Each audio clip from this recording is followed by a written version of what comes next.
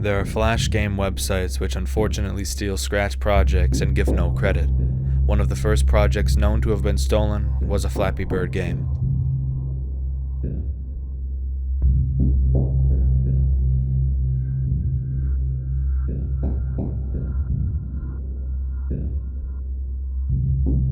Scratch is compatible with VR technology. Very few projects make use of it, but Scratch VR is indeed a thing that exists.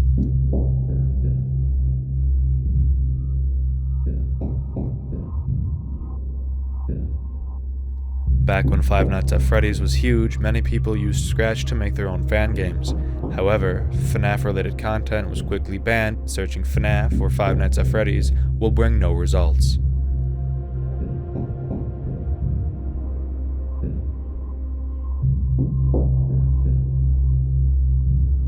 User tracker projects are projects made with the purpose of tracking a user on the site, often the creator of the project themselves. They would display their status if they were online or offline.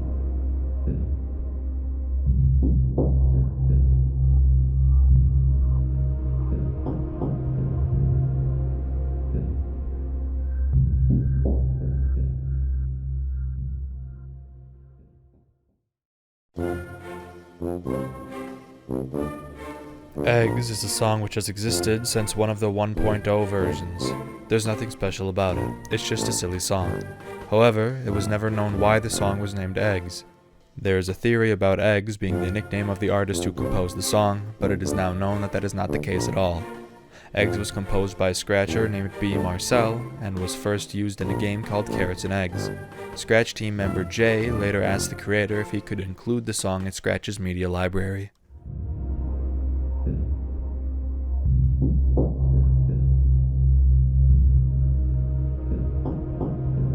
If I'm 100% honest, I'm not sure what this entry is referring to, but if I had to guess, it'd be referring to the Scratch's version of username 666, which showed very disturbing imagery. I will play the video now.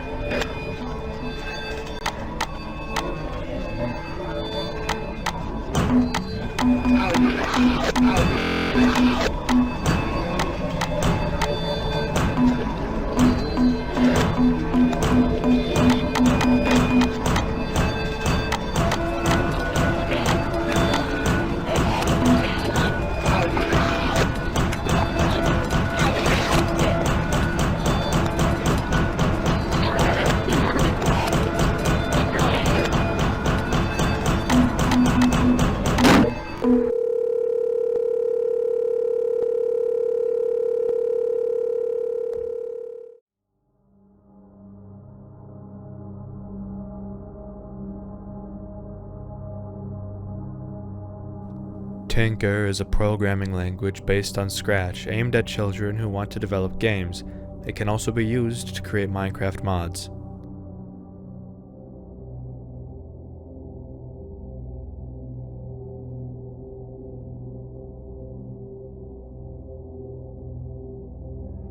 Ghost projects are projects from suspended accounts. As far as I know, you can only access them through someone's favorites, studios, or search results.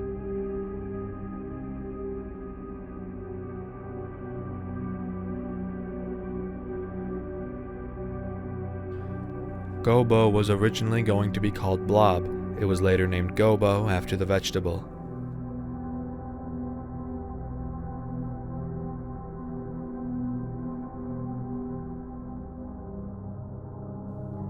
Cat blocks are another April Fool's prank. This one caused hat blocks in Scratch Editor to be replaced by cute cats. The community really loved this feature and attempted to convince the Scratch team to bring it back, but that never happened.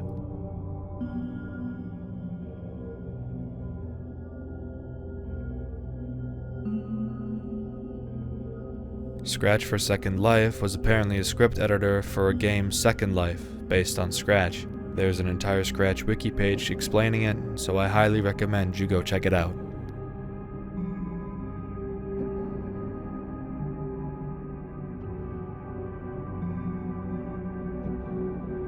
Daydream is one of the sample projects included in earlier versions of Scratch, which can also be found in the Sample Projects team account. It is speculated that there's a hidden meaning behind it.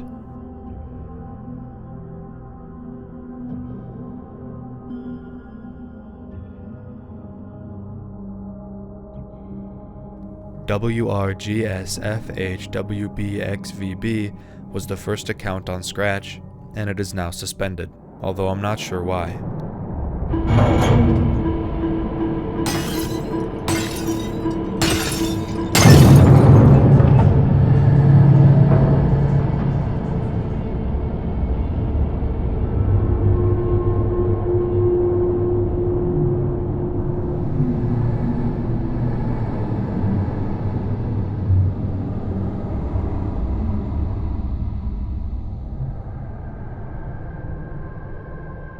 GDPR 0000001 is an account renamed to its current unidentifiable username to comply with the request to do so under the European Union's General Data Protection Regulation Law.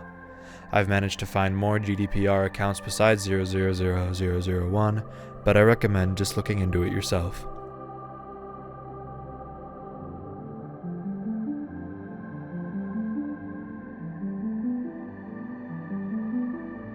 Turbo mode is a feature in Scratch which allows people to run projects in a faster mode. It's rarely used.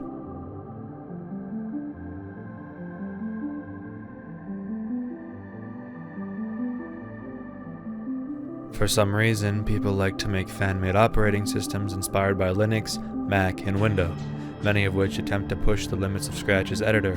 Some are functional, others are just simply mock-ups.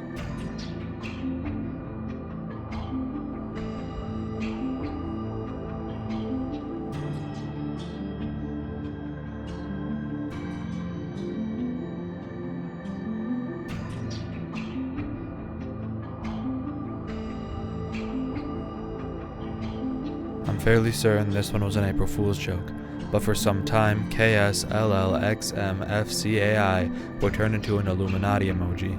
It was later changed to Triangle Eye.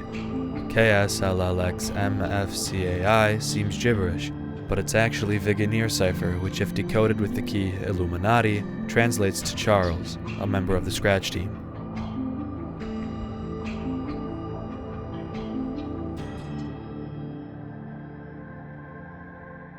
Scratch has a panel which allows admins to do specific things, such as removing projects or marking them for review. Pictures of it can be found on the wiki and forums.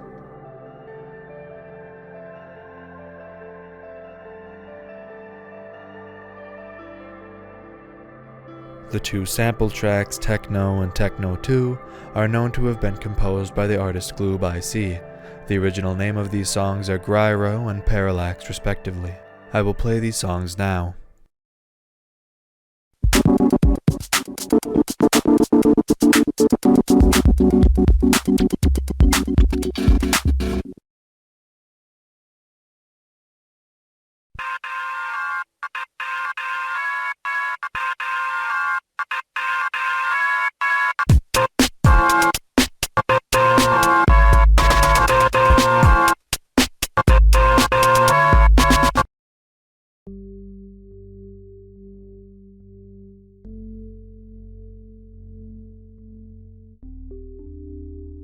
This entry refers to the possibility of projects being created entirely by artificial intelligence or neural networks rather than humans.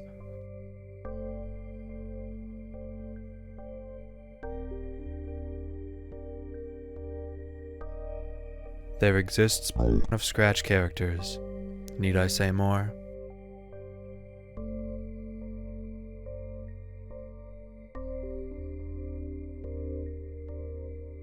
Snap is a block-based programming language influenced by Scratch, which runs on the browser. Its GUI resembles versions 1.0. Snap has advanced features not present in Scratch.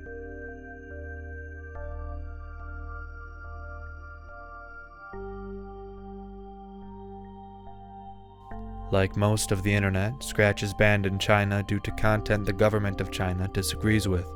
There are news articles regarding this ban, so I won't go into much detail about it.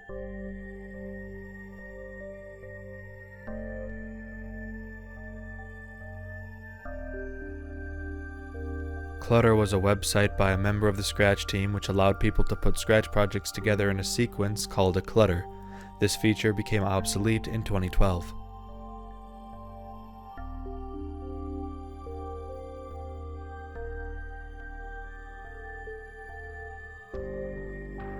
There have been cases where some Scratch projects have made use of very violent and graphic imagery not suitable for children.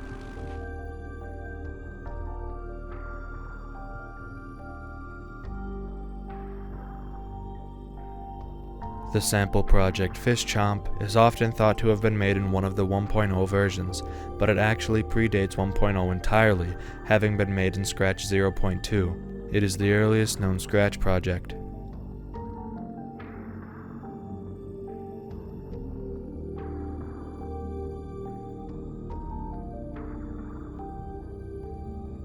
Tokis were created by user Maki Tak.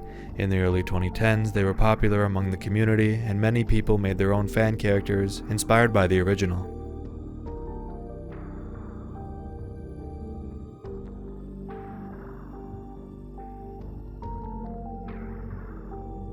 Typing a semicolon into a comment would make the semicolon bigger.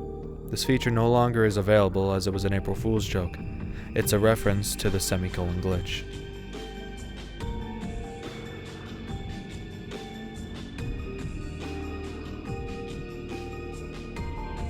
Project 1 is actually not the first project, but a project used for testing features.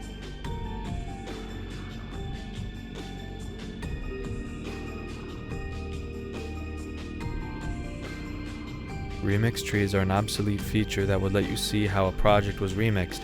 You can still access them by putting /remix or /remix tree at the end of a project.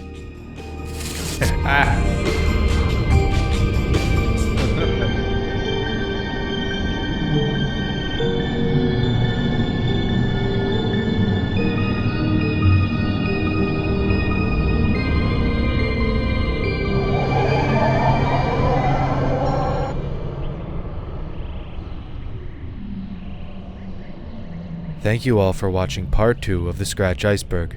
I'm sorry it took so long for this part to come out, but you have to understand that I'm busy, and creating videos like these do take a long time. Part 3 will be out hopefully sooner than the last, but I can't be certain. Thank you guys so much for watching. I really appreciate the love and support. I might be at 4,000 when this video is out. If that is, that's amazing, but thank you guys so much for watching, and I'll see you in the next one. Peace.